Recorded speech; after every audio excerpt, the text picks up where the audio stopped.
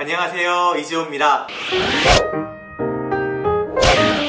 한동안 영상이 뜸했죠? 그동안 제가 이제 이사를 한다고 짐 싸고 짐 옮기고 이것저것 그 집 관련된 일들 처리하고 짐 풀러서 카메라 꺼내기까지 시간이 좀 걸렸습니다.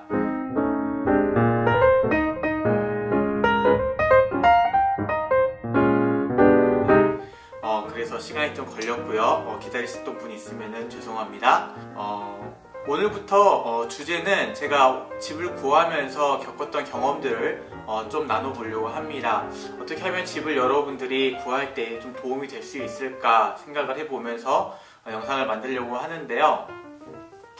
사실은 제가 집을 구하는 거에 대해서 조언 드릴 거는 그렇게 많이가 없어요. 왜냐하면 저는 그렇게 복잡하지 않게 집을 구했고, 그리고 제 경우를 다른 사람들한테 권유하기에는 너무나 특별한 케이스가 돼버려서 다른 분들한테 제 경험을 나눠서 도움이 된다? 이러지는 못할 것 같아요. 하지만 제가 이렇게 집을 구하기 직전까지 가지고 있던 정보들 그리고 가지고 있던 생각들을 좀 나누면은 여러분들께 그나마 없는 정보나마 도움이 될 거라고 생각을 해서 이렇게 영상을 찍게 되었습니다. 미국에 처음 오면은 여러분들이 가장 먼저 해야 될 일이 있어요. 그건 뭐냐면 집과 차를 구하는 거예요. 근데 미국에 오자마자 당장 살 데를 찾아야 되고 저 아는 정보는 없고, 그렇다고 주변 사람들한테 물어서 귀동량으로 얻은 것들, 소문으로만 알게 된 것들이 여러분들이 할 수 있는 전부일 거예요. 그렇기 때문에 초반에 집과 차를 구하는 거는 굉장히 힘든 과정입니다. 차에 대한 이야기는 저번에 한번 포스팅을 했으니까요. 여기 위에 어디 뜰 텐데 거기에서 한번 확인을 해 보시고요. 오늘은 집에 대한 이야기를 좀 해보려고 합니다. 그래서 여러분들이 집에 대해서 검색해 보기 시작할 때에 접하게 되는 낯선 단어들이 있을 거예요. 싱글하우스라든지 트윈홈이라든지 듀플렉스라든지 아니면 콘도라든지 아파트먼트라든지 여러 개들이 있는데, 오늘은 먼저 이런 단어들이 어떤 거를 뜻하는지 잠깐 살펴보겠습니다. 먼저 싱글하우스는 여러분들이 그냥 생각하고 있는 단독주택입니다. 그래서 앞에 집 한 채를 이렇게 통째로 렌트해서 쓰는 거고요. 앞에 조그만 잔디밭이나 마당 같은 게 같이 딸려 있습니다. 보통 주차가 같이 딸려 있는 경우가 많은데요. 없는 경우에는 길거리에다가 스트리트 파킹을 하기도 합니다. 아파트는 우리나라 아파트랑은 조금 다릅니다. 어떤 개념이냐면 큰 아파트 회사가 있는 거예요. 그래서 큰 회사가 이 아파트를 지어놓고 아파트의 사람들에게 살라고 렌트를 해주는 겁니다. 그게 이제 아파트예요. 형태는 우리나라 아파트하고 비슷하지만 우리나라처럼 20몇 층, 30몇 층 이런 아파트는 거의 없고요. 보통 높아야 한 3층, 4층 이 정도고, 물론 더 높은 아파트도 있지만 그렇게 흔하진 않습니다. 그 다음에는 콘도라고 부르는 것들이 있습니다. 이게 진짜 우리나라 아파트하고 좀 비슷한데요. 앞에 아파트가 회사가 소유해서 관리하면서 사람들에게 렌트를 주는 시스템이었다면, 콘도는 회사가 아니라 개인이 소유가 가능한 아파트입니다. 그리고 타운하우스라는 게 있습니다. 이 타운하우스는 콘도와 단독주택의 좀 중간 형태처럼 보이거든요. 그래서 우리나라로 치면은 빌라라고 하기 좀 그렇고, 연립주택? 어쨌든 좀 그런 개념인데, 아파트처럼 이렇게 집이 붙어있는 형태로 있는데, 그냥 우리 생각하는 아파트처럼 이렇게 건물만 이렇게 딱 있고 공동구역이 있는 게 아니라 자기만의 마당이 있어요. 마당이나 잔디밭이나 이런 게 공간이 따로 있습니다. 그리고 그거 외에도 또 공동으로 관리하는 구역도 같이 있습니다. 그러니까 약간 싱글하우스가 가지고 있는 장점과 아파트가 가지고 있는 장점을 둘 다 취하려고 했던 형태인 거죠. 그리고 두플렉스, 트리플렉스 이렇게 붙는 플렉스라고 붙는 게 있는데요. 이거는 한 집을, 큰 집이 있는데 이 집을 한 사람이 소유를 하는 겁니다. 근데 이 집이 커서 여러 세대가 살 수 있는 거예요. 그래서 이 집 주인이 다른 사람들한테 이 부분을 이 사람한테 렌트를 주고 이 부분을 이 사람한테 렌트를 주고 하는 좀 다세대 연립주택 뭐 이런 느낌입니다. 우리나라로 치면은. 그리고 모바일 홈은요 말 그대로 집만 가지고 있는 거예요. 제가 이게 좀 인터넷 처음에 검색하면서 헷갈렸던 건데요. 집을 딱 봤는데 너무나 싼 거예요, 집 가격이. 그래서 와, 이거 렌트 들어갈 돈이면 그냥 그 돈 가지고 좀 무리하더라도 집을 사는 게 낫겠다 라고 생각이 들 정도로 굉장히 저렴하더라고요. 그래서 이거 살려고 이제 알아보니까, 알고 보니까 모바일 홈이라고 해서 집만 이렇게 지어서 파는 거예요. 근데 이 집을 가지고 살아야 되잖아요. 그러면 이 집을 모바일이니까 이동 가능하게 만들어진 집인데, 이 집을 가지고 살 땅을 렌트하는 겁니다. 그래서 땅 주인에게 땅 렌트비를 주고 그 위에다가 내가 지었던 모바일 홈을 갖다 놓고 사는 거예요. 그러니까 매달 이것도 렌트비가 나가는 거는 별반 다를 게 없겠죠. 보통 미국의 집 형태 하면 이 정도 형태를 잡을 수가 있을 것 같습니다. 각각 장단점이 있는데요. 제가 알아봤던 장단점들 좀 정리해서 이야기를 해보겠습니다. 첫 번째로 아파트에 대해서 설명을 해보자면 우리나라 아파트랑 비슷합니다. 이렇게 한 건물이 있고 그 건물 옆마다 이렇게 집이 있고 층층마다 이렇게 집이 있는 거예요. 그러다 보니까 이제 단점은 뭐 옆에 소음이나 층간소음, 우리나라도 있지만 미국은 층간소음이 더 심합니다. 정말 우리나라 아파트는 층간소음이 없는 거예요. 여기는 층간소음이 엄청 심하고요. 또 개인 간의 프라이버시가 아무래도 덜 보장되는 측면이 있겠죠. 왜냐하면 바로 옆에 붙어 살고 위에 붙어 살고 하니까 계속 이웃하고 맞닥뜨려야 되고 상대가 뭐 어떻게 살고 있는지 살다 보면 자연스럽게 좀 알게 되고 하는 그런 것들이 있습니다. 그리고 매달 나가는 관리비도 물론 있고요. 근데 편한 것은 아파트 그 관리하는 회사가 있죠. 매니지먼트 회사가 이거를 아파트 관리를 다 해줘요. 미국은 이제 뭐 잔디 깎는 거라든지 아니면은 눈 치우는 거라든지 뭐 이런 그 소소한 관리하는 것들이 굉장히 많이 들어가는데요. 그런 것들을 매니지먼트 회사에서 다 해줍니다. 그런 거는 굉장히 편하죠. 게다가 사람들이 모일 수 있으니까 그 아파트 회사에서 공동 공간으로 조금 럭셔리하게 꾸며놓은 데는 뭐 수영장도 같이 딸려 있고요. 뭐 헬스장이라든지 그 안에 뭐 스낵 푸드바라든지 뭐 이런 것들이 구비되어 있는 곳도 있습니다. 아파트는 내 프라이버시나 뭐 층간소음 이런 것들이 좀 보장되기는 어렵지만 매니지먼트 회사에서 알아서 잘 관리를 해주기 때문에 좀 편하다, 이런 장점이 있겠습니다. 반면에 콘도는 조금 비슷하면서도 다릅니다. 아파트와 그 주거 형태의 모양은 거의 똑같은데요. 그런데 다른 점이 있다면 각 개인이 자기 집을 소유하고 있는 거예요. 회사 소유가 아니라. 그러니까 어떤 경우가 발생하냐면 우리나라 아파트처럼 입주자 회의 같은 거 있죠. 그런 게 생겨납니다.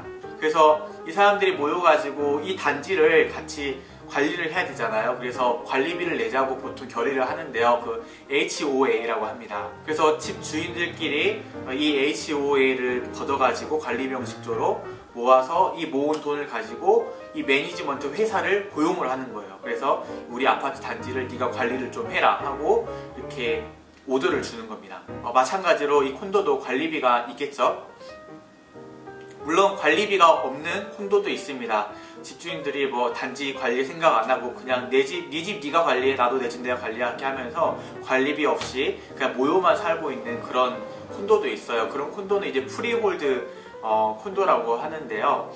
가끔 그런 것도 있습니다. 다음은 타운하우스입니다. 이 타운하우스는 이제 그 싱글하우스의 장점과 아파트, 콘도의 장점을 같이 가지고 오려고 하는 시도에서 생겨난 것 같아요. 어떤 식이냐면 집이 이렇게 타운처럼 붙어 있습니다. 그러니까 여러 집이 있는데 그 집들이 모여서 하나의 타운을 이루는 거예요.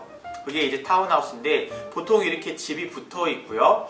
그 아파트처럼 이렇게 건물 하나 이렇게 따닥따닥 닭장처럼 사는 게 아니라 그 자기 집들이 이렇게 하나씩 딱딱딱 있고 붙어 있고 자기 집 소유의 마당이라든지 잔디밭이라든지 뭐 주차장이라든지 이런 게 각각 따로 딸려 있습니다. 공동 소유가 아니라.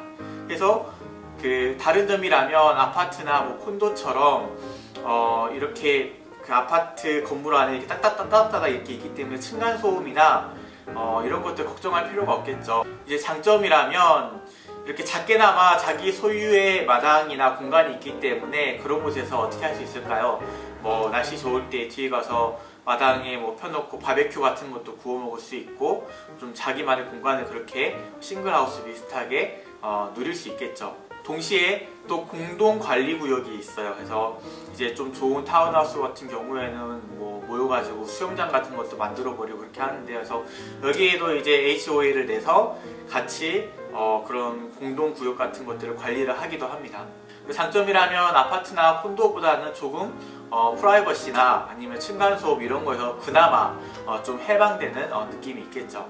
그리고 뭐 듀플렉스, 트리플렉스 하는 플렉스가 붙은 집입니다. 초반에 설명해 드렸던 것처럼 이거는 그냥 큰 집을 한 사람이 가지고 있고 각 집, 그 큰 집 안에 각 세대가 살 수 있도록 구성이 되어 있는 거예요. 그래서 두 집이 살고 있으면 살 수 있으면 듀플렉스, 세 집이 그 집에 살 수 있으면은 트리플렉스, 네 집이면 쿼드플렉스, 다섯 집이면 펜타플렉스. 어디서 많이 듣던 게 나오네요. 더블킬, 트리플킬, 쿼드라킬, 펜타킬. 예, 모르시는 분들 그냥 넘어가시고요. 그렇습니다. 이런 거 이제 땡땡 플렉스, 보통 듀플렉스라고 하는데요. 이런 식으로 구성되어 있습니다. 그리고 싱글하우스입니다. 싱글하우스는 말 그대로 집 하나를 이렇게 가족이 살 수 있게 되어 있는 거고 집 한 채를 이렇게 빌리는 건데요. 보통 잔디밭이나 마당 같은 게 딸려 있는 경우가 대부분입니다. 프라이버시나 아니면은 소음 같은 거에 있어서 가장 좋은 장점을 가지고 있죠. 저 같은 경우는 지금 싱글하우스에 들어와 있는데요. 그래서 뭐 옆집, 윗집 눈치 볼 거 없이 음악 크게 틀고 싶을 때는 크게 틀어놓고 살고 있고요. 여러 가지로 좋은 게 많습니다. 조용해서 방해하는 사람도 아무도 없고 제가 가꿀 수 있는 정원이나 그런 것도 있고요. 이 싱글하우스도 단점이 있습니다. 뭐냐면은 모우닝하고 샤블링이에요. 뭐냐면 미국은 잔디밭을 관리를 해야 됩니다. 잔디밭을 관리를 안 하고 있으면요 내 이웃들이 나한테 컴플레인을 걸어요. 그리고 법적으로 이게 벌금을 내던가 그렇습니다. 그래서 이게 법으로 어쨌든 잔디 관리를 하게 돼 있어요. 그래서 이 잔디 관리를 안 하게 되면은 그 지저분하게 풀이 나 있고 잔디가 자라 있고 이런 것들이 그 타운십 전체의 경관이나 외관이나 이미지에 영향을 준다고 생각을 하기 때문에 만약에 여러분이 싱글하우스에 살고 있는데 잔디 관리를 안 하고 있다면 여러분들의 이웃이 여러분들에게 컴플레인을 걸기 시작할 겁니다. 그리고 심하면은 이제 신고도 할 거고요. 게다가 눈이 오면은 눈을 꼭 치워야 돼요. 그래서 여러분들 집 앞에 있는 눈은 여러분들 책임으로 눈을 꼭 치워야 되는데요. 이제 그 삽질이라고 하죠. 눈 치우는 거 이제 샤블링이라고 하는데 만약에 여러분들이 눈을 안 치워가지고 누가 지나가다가 여러분들이 집 앞에서 넘어졌어요. 그런 경우가 있었거든요. 그래서 이 집 사람이 눈을 안 치워가지고 내가 이렇게 다쳤다 해가지고 고소를 했는데 어마어마한 금액의 위자료를 받았다는 그런 사례도 있습니다. 그러니까 고소를 안 당하려면은 눈을 잘 치워놔야 돼요. 그리고 보통 이렇게 집이 도로가 연결되어 있기 때문에 옆집이 아무리 치워놔도 내가 눈을 안 치워놓으면 도로로 차가 다닐 수 있을까요? 없을까요? 없겠죠. 그렇기 때문에 이웃 간의 마찰이나 이런 것도 굉장히 민감하게 연결이 되어 있습니다. 그래서 잔디 깎는 거라든지 아니면은 눈 치우는 거라든지 이런 것들을 할 각오를 하고 들어가야 되는데 이게 생각보다 상당히 신경이 많이 쓰입니다. 왜냐하면 여러분들이 어디 놀러 가기도 참 애매해요. 어디 한 일주일, 2주일 놀러 갔는데 그 사이에 폭설이 왔다거나 아니면은 뭐 잔디가 갑자기 엄청 많이 자라났다거나 그러면 여러분이 어떻게 할 수가 없잖아요. 물론 이런 것들을 관리해주는 사람이 있습니다. 가드너라고 해서 이제 한 달마다 얼마간의 돈을 주면은 이 사람이 와서 그 잔디 같은 걸 이렇게 깎아주고 관리를 해줘요. 그래서 이 가드너 관리 비용이 있는데 그렇게 생각보다 저렴하지가 않습니다. 그 지역마다 시세가 다 다르기 때문에 여러분들이 만약에 싱글하우스를 고려하고 계신다면은 여러분 주변 지역의 가드너 비용도 한번 알아보시는 게 좋을 거예요. 아파트나 콘도나 뭐 타운하우스 같은 데는 관리비를 주고 사람을 아예 맡기기 때문에 이런 거 걱정을 할 필요는 없겠죠. 네, 여기까지 여러분들이 집 알아보려고 검색할 때 등장하는 집 종류의 단어들을 살짝 알아보았습니다. 다음 시간에는요 정말로 중요한 거주 형태에 대해서 알아보겠습니다. 여러분들이 필요한 게 어떤 건지, 뭐 원베드, 투베드, 쓰리베드, 스튜디오룸, 룸샵 여러 가지 종류가 있는데요. 이런 것들에 대해서 좀 더 알아보는 시간이 되도록 하겠습니다. 오늘도 시청해 주셔서 감사하고요. 다음 시간에 또 뵙겠습니다.